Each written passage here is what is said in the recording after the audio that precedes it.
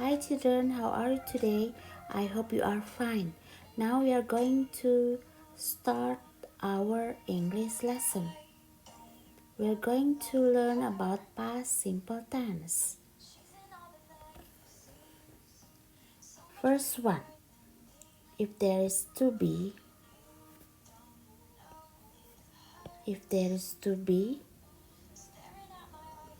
the pattern will be subject plus was or were. We use was for subject I, she, and he. I was, she was, he was. And then for were, we use for subject they, you, and we.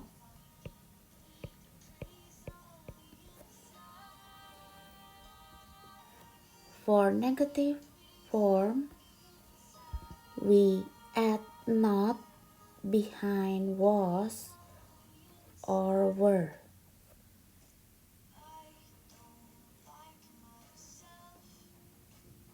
And then for question sentence,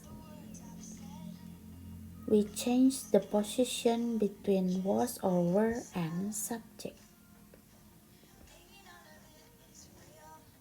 For example, they were friends. For negative sentence, they weren't friends. For question sentence, were they friends? And then she was my classmate. For negative sentence, she wasn't my classmate. For question sentence, was she your classmate? And then for verbs, there are two kinds of verb, regular verb and then irregular verbs. For regular verbs, we only add ed behind the verb. For example, she worked yesterday. Then I worked yesterday.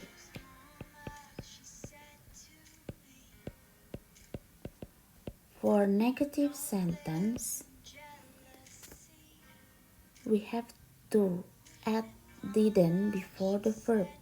And after the word didn't, don't forget to put the verb into the base form or verb 1. For example, I didn't work yesterday. She didn't work yesterday.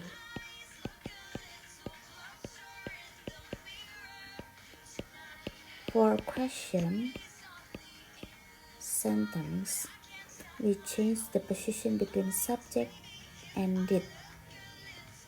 Become did plus subject plus verb 1. For example, did she work yesterday? And then for irregular verb, later I will give you the list of irregular verb. Now, sekarang kita lihat penggunaan verb ada dua macam, yaitu regular dan irregular. Untuk kata kerja regular, kita hanya menambahkan ed di belakang verbnya. Sebagai contoh, I work yesterday. Untuk kalimat negatif, kita menambahkan didn't setelah subjek, lalu diikuti dengan kata kerja bentuk pertama.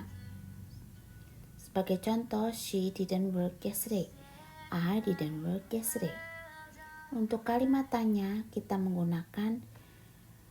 mengubah posisi subjek dan did menjadi did, tambah subjek, tambah bentuk kata kerja bentuk pertama.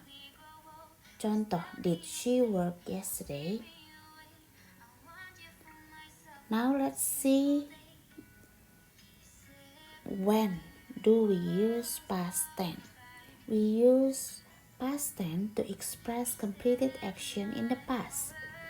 Kita menggunakan past tense untuk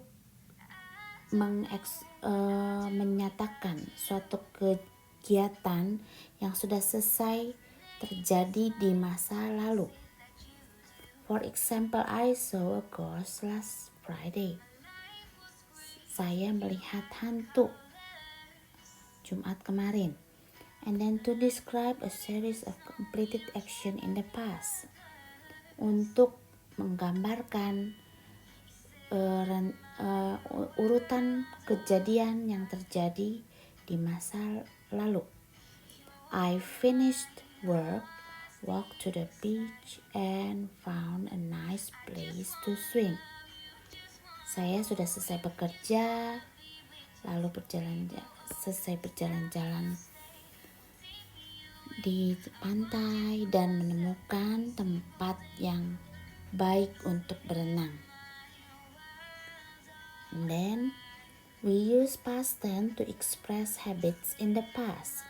Kita juga menggunakan past tense untuk menyatakan kebiasaan di masa lalu. When I was young, I watched lots of television every day after school. Jadi waktu dulu saya muda, ketika saya masih sekolah, saya menonton televisi setiap hari.